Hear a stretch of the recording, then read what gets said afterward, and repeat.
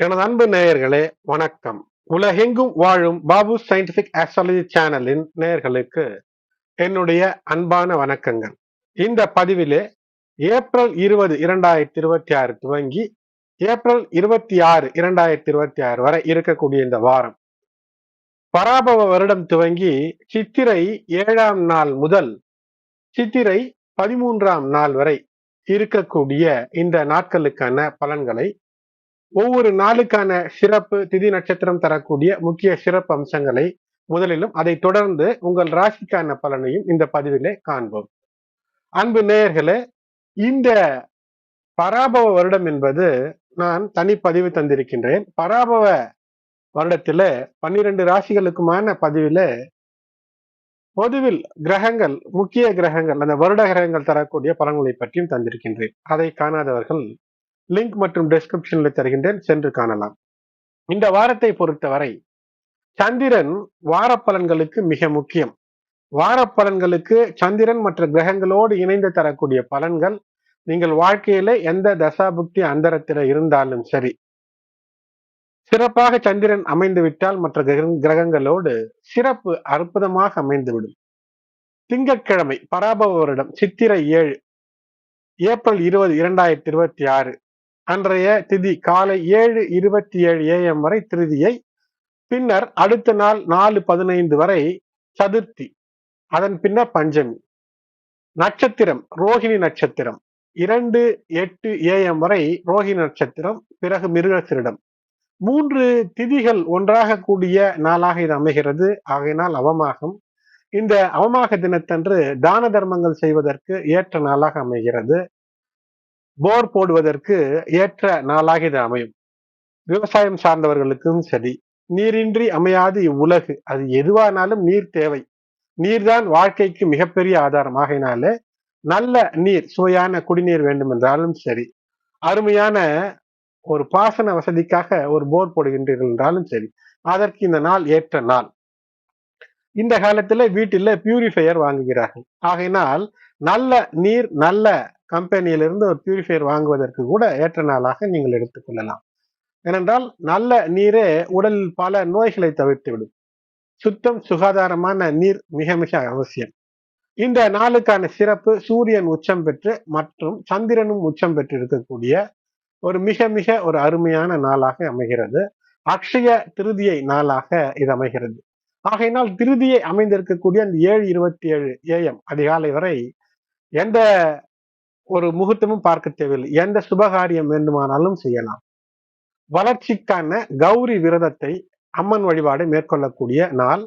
பகலாமுகி வழிபாடு செய்வதன் மூலமாக செவ்வாய் தோஷம் விலகக்கூடிய அமைப்பு. விநாயகர் வழிபாடு ஏற்றத்தை தரும், வளர்ச்சிக்கான ஒரு வழிபாடாக விநாயகர் வழிபாடு செய்ய. அது மட்டுமல்ல, வளைகாப்பு, சீமந்தம், விஷ்ணுவள்ளி, பெயர் சூட்ட என்று எல்லா சுபகாரியங்களுக்கும் ஏற்ற நாள். திருமணம் சார்ந்த எல்லா நல்ல விஷயங்களையும் செய்யலாம். கணபதி ஹோமங்கள் செய்வது. ஆனால் இந்த நாளில் கோயில் கட்டுவதற்கான வேலைகளை செய்யலாம். ஆனால் கும்பாபிஷேகம் செய்வதை தவிர்ப்பது நல்லது. அடுத்தது செவ்வாய்க்கிழமை பராபவ வருடம் சித்திரை 8 செவ்வாய்க்கிழமை, ஏப்ரல் 21, 2026 1:20 AM வரை பஞ்சமி திதி, அதன் பின்னர் சஷ்டி திதி. நட்சத்திரம் மிருகசீரிட நட்சத்திரம் 11:58 PM வரை, பிறகு திருவாதிரை நட்சத்திரம். ஆகையினாலே 11:58 இரவு வரை சித்த யோகம், பின்னர் மரண யோகம். அம்மன் வழிபாட்டிற்கு ஏற்ற நாள்.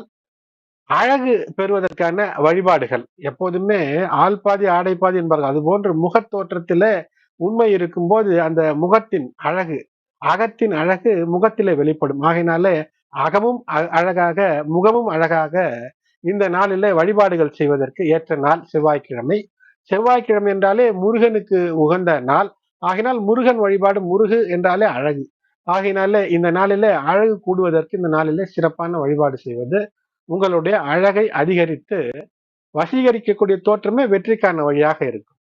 அது மட்டுமல்ல, இந்த நாளிலே சங்கராச்சாரியார் அவதரித்த நாள். சிவ வழிபாடு மற்றும் பஜகோவிந்தம், அந்த பஜகோவிந்தம் பாடல், சங்கராச்சாரியார் இயற்றிய பாடலுக்கு பொருள் தெரிந்து அதை கற்றுக்கொள்ள முயற்சி செய்யுங்கள், வெற்றி நிச்சயம்.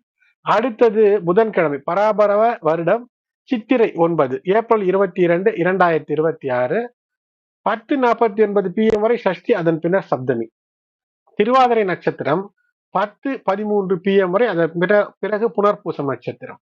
10:13 இரவு வரை சித்த யோகம், நாள் முழுவதும் சித்த யோகம் தான்.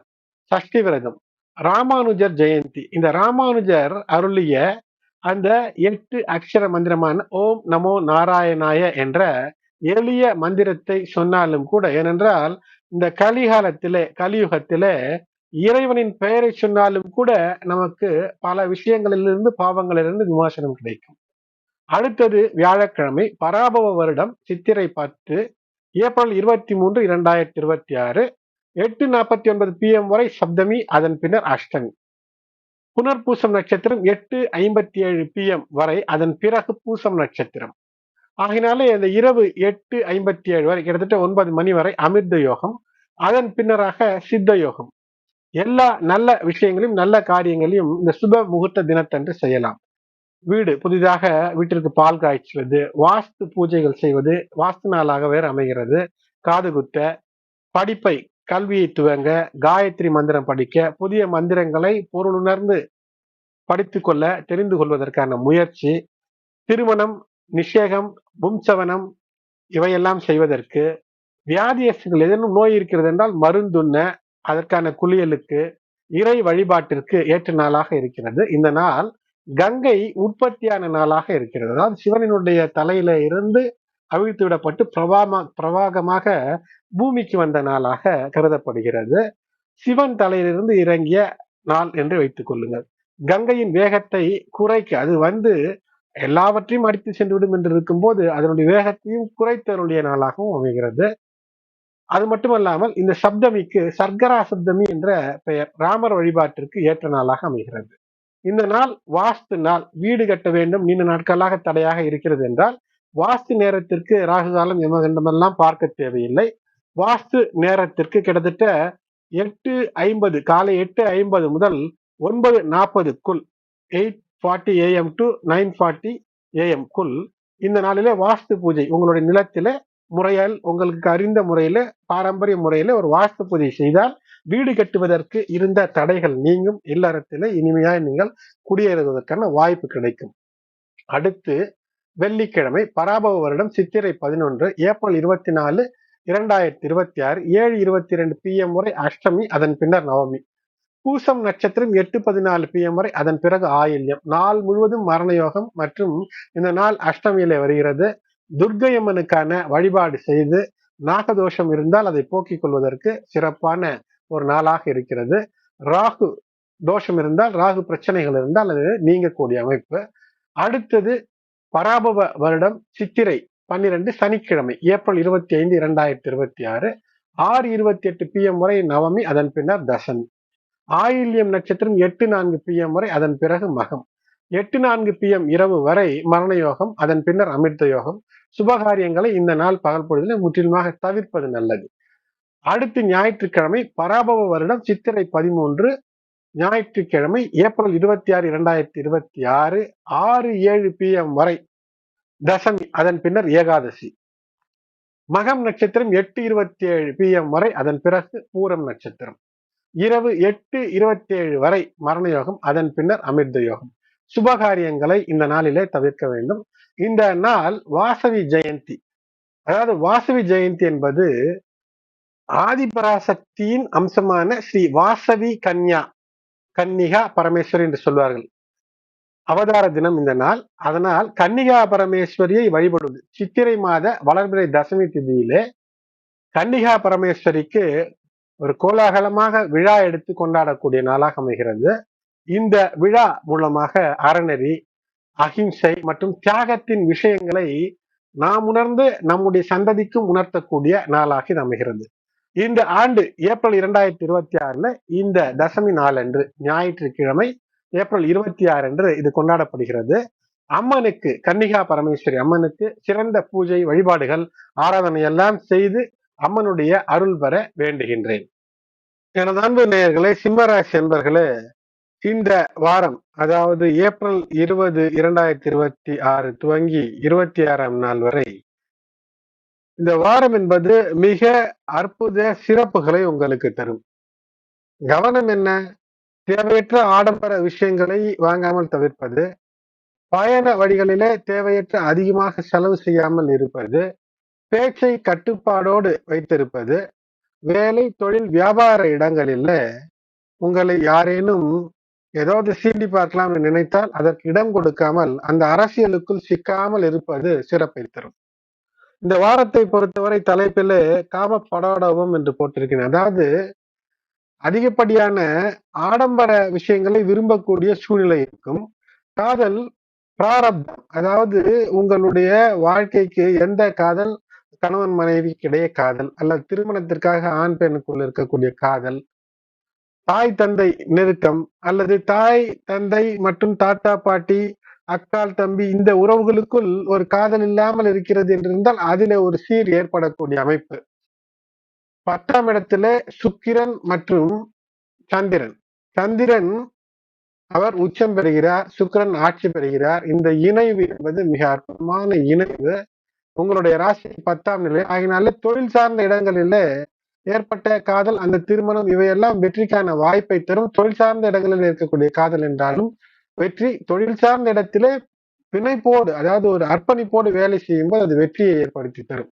ஆனால் தொழில் போன்ற இடங்களிலே தேவையற்ற ஒரு உறவோ, தேவையற்ற நட்போ முற்றிலும் தவிர்க்க வேண்டும். ஏனென்றால் அஷ்டம நிலையில இருக்கக்கூடிய சனி பகவானுடைய பார்வை 10ஆம் இடத்துல இருக்கிறது. அதுவும் செவ்வாயோடு இணைந்த பார்வை. மேலும் எந்த பிரச்சனை இருந்தாலும் 11ஆம் இடத்துல இருக்கக்கூடிய குரு, அவர் அஷ்டம நிலைக்கு குருதான் அதிபதி. அந்த அஷ்டம நிலைக்கான அதிபதி 11ஆம் இடத்திலும், அஷ்டம நிலையிலே இருக்கக்கூடிய சனி செவ்வாய், இந்த இணைவெல்லாம் ஒரு அற்புதத்தை, அதாவது ஒன்றோடு ஒன்று இருக்கக்கூடிய தொடர்பு என்பது ஒரு தைரியமாக தன்னம்பிக்கையோடு எந்த ஒரு விஷயத்தையும் சாதித்து விடக்கூடிய அற்புதத்தை உங்களுக்கு தருகிறது. வாரத்தினுடைய துவக்கத்திலேயே பார்க்கும்போது சூரியனும் இந்த வாரம் முழுக்க உச்சமாக இருப்பார். அது மட்டுமல்லாமல் மாலவியா யோகத்தின் பஞ்சமா புருஷ யோகங்கள் மாலவியா யோகம். அதனால் சந்தோஷத்திற்கோ அல்லது ஆடம்பர பொருட்களை வாங்கி குவிப்பதற்கோ மகிழ்ச்சிக்கோ குறைவில்லாமல் இருக்கும். அது மட்டுமல்லாமல் செவ்வாய், புதன், சனி, சுக்கிரன் இந்த இணைவு பார்க்கும்போது வாரத்தினுடைய துவக்கத்தில் ஒரு உபயாச்சர யோகம் என்ற ஒன்று அமைகிறது. இது மன்னனுக்கு நிகரான ஒரு சந்தோஷங்களை அனுபவிக்கக்கூடிய அமைப்பு. குரு பகவான் இருக்கக்கூடிய நிலையில ஒரு அறிவு, ஆற்றல் இவற்றையெல்லாம் தருவார். சாமர யோகம், சாமர யோகம், மாலவியா யோகம், இவையெல்லாம் அற்புதமாக தரக்கூடிய ஒரு அமைப்பில இந்த வாரம் என்பது மிக சிறப்பாக இருக்கிறது. அது மட்டுமல்லாமல் தேவைக்கு அதிகமாகவே தனதானிய சம்பத்துக்களை பெறுவதற்கான வாய்ப்பையும் இந்த வாரமானது சிம்மராசி என்பவர்களுக்கு தருகிறது. சிம்மராசி என்பவர்களை பொறுத்தவரை அஷ்டம சனி என்று எதற்கும் வருத்தப்பட தேவையில்லை. ஏனென்றால் அற்புதமான ஏதோ ஒரு யோகம் உங்களை தொடர்ந்து உங்களுக்கு ஏதோ ஒரு அதிர்ஷ்டத்தை தருகிறது. அதனால் எதை செய்தாலும் யோசித்து செய்ய வேண்டும் என்றெல்லாம் இப்போது யோசிக்காமல் எதுவானாலும் நல்ல விஷயங்களை துவங்கும் போது வெற்றி. ஏனென்றால் குரு மற்றும் புதன் பரிவர்த்தனை யோகத்தில இருப்பது, அந்த புதனுக்கு நட்பான சனி பகவானோடு புதன் இணைந்திருப்பதும் பல நிலைகளிலே வெற்றியை தரும். உடல்நலம் மேம்படும். இதனால் இதுவரை இருந்த பிரச்சனைகள் நீங்கி உடல் நலத்திற்கு எடுக்கக்கூடிய முயற்சி, உடற்பயிற்சி இவையெல்லாம் செயல்படுத்தி அது வெற்றியாக வேற மாறும். ஏப்ரல் 19 இந்த சுக்கிரன் ஆட்சி, சந்திரன் உச்சம், இது வைபவ லட்சுமி யோகம் என்ற அந்த ராஜயோகத்தை தருகிறது. அதனால் அழகு, உணர்வு இவையெல்லாம் இணைந்து காதலில் ஒரு வெற்றியை பெறுவதற்கு அதன் மூலமாக ஒரு பைனான்சியல் ஸ்டெபிலிட்டி. ஏனென்றால் காதலில் வெற்றி எப்படி ஒரு பொருளாதார நிலைத்தன்மையை தரும் என்று யோசிக்கலாம்.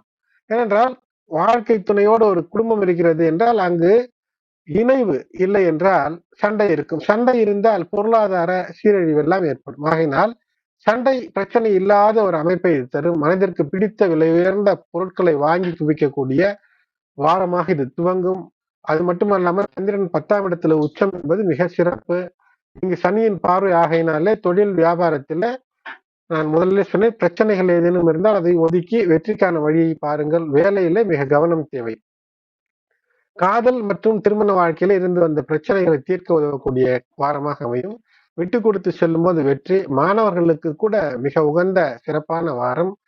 11 குரு ஆகினால் குழந்தைகளுக்கு நன்மை என்பது இருக்கும். பிள்ளைகளினால் உங்களுக்கு மகிழ்ச்சி ஏற்படும். குழந்தை வரத்திற்கான வாய்ப்புகளையும் கூட தரக்கூடிய அமைப்பு. ராசியிலே கேது மனக்குழப்பமின்றி செயல்பட வேண்டும்.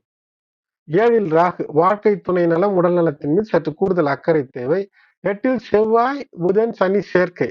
இங்குதான் சிம்மராசி என்பவர்கள் கவனமாக இருக்க வேண்டும். தேவையற்ற உணவு, தேவையில்லாத உணவு பழக்க வழக்கம், தேவையில்லாத உடற்பயிற்சி இவையெல்லாம் ஏதேனும் சிக்கலை தரும். குறிப்பாக ஒரு ரத்த பரிசோதனை செய்து பார்த்துக் கொள்வது சிறப்பாக இருக்கும். ஏனென்றால் சில மாறுபட்ட ரிசல்ட் வருகிறது என்றால் அதற்கு தீர்வு எளிய மருத்துவம் மூலம் பார்க்க முடியும். தொழிலிலே புதிய முயற்சி வெற்றி பெறும். கை கால் தலைவலி அசதி என்பது இந்த வாரத்தில் இருக்கக்கூடிய வாய்ப்பு. ஏப்ரல் 21 செவ்வாய்க்கிழமை பகல் 1 மணி அளவில் சந்திரன் மிதுன ராசியில குருவோடு இணைகிறார். 11ஆம் இடத்துல கஜகேசரி யோகம். இதுல வெளியூர் வெளிநாடு விஷயத்திலிருந்து வெற்றி அதிகமாக கிடைக்கும். ஆனால் கவனத்தோடு நீங்கள் செயல்பட வேண்டியது என்னவென்றால் வாய் மொழியாலோ உடல் மொழியாலோ யாரையும் கிண்டல் கேலி செய்யாமல் இருக்க வேண்டும். நீண்ட நாட்களாக தடைபட்டு இருக்கக்கூடிய வேலை, கல்வியிலும் கூட உயர்கல்வி என்றாலும் தடைபட்டிருக்கக்கூடிய விஷயங்கள் இனிதாய் துவங்கி நல்ல ஒரு ஆரோக்கியமான நிலையில அது வெற்றி பெறக்கூடிய அமைப்பை தரும். பேச்சிலே இனிமை என்பது நிச்சயம் வேண்டும். ஏப்ரல் 23 பகல் 4 மணி அளவில் சந்திரன் கடக ராசிக்கு பெயர்ச்சி ஆவார். இது 12ஆம் இடத்தில் 12ஆம் இடத்து அதிபதி வருகிறார். ஆகையினால இதுல பிரச்சனை ஒன்றுமில்லை. விமல யோகம் ஏற்படுகிறது. மனதை அமைதியாக வைத்து எதை செய்தால் வெற்றி என்று தீர்மானித்து செய்வது வெற்றியை தரும். பயணங்களுக்கான வாய்ப்பு, பயணங்கள் மூலமாக சில செலவு, தேவையற்ற நட்பு, தேவையற்ற விஷயங்களை பேசுவது, தேவையற்ற ஒரு வேலைக்கு ஒரு ஆளை நியமிப்பது, இவற்றையெல்லாம் தவிர்க்க வேண்டும் இந்த நாளில். இந்த நாளிலும் கூட வம்பு வழக்குகள் ஏதேனும் இருந்தால் தீர்வுக்கான வாய்ப்பு அதிகம், செல்வ வளத்திற்கும் வாய்ப்பு இருக்கிறது. செலவானால் இருக்கும். ஏப்ரல் 25 இரவு 9 மணி அளவில் சந்திரன் சிம்ம ராசியில் பெயர்ச்சி ஆகுவார். அப்போது கேதுவோடு இணைவு. இது கேது திரும யோகம்.